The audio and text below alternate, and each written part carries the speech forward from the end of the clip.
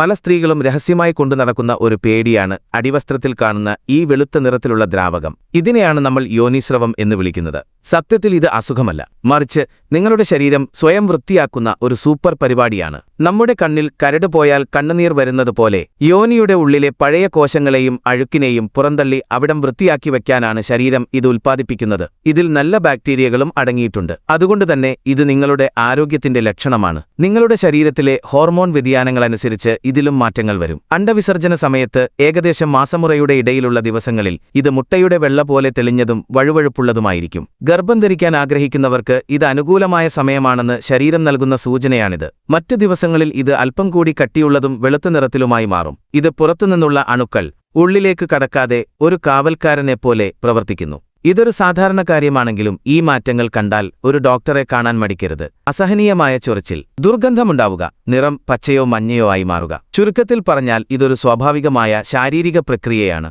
ഇതിനെപ്പറ്റി പേടിക്കുകയല്ല, മറിച്ച് അറിഞ്ഞിരിക്കുകയാണ് വേണ്ടത്. നിങ്ങളുടെ പെൺ സുഹൃത്തുക്കൾക്ക് ഈ വീഡിയോ ഒന്ന് അയച്ചുകൊടുത്തേക്ക്. ഇതുകൂട്ടുകൂടുതൽ അറിവുകൾക്കായി ഫോളോ ചെയ്യാൻ മറക്കല്ലേ.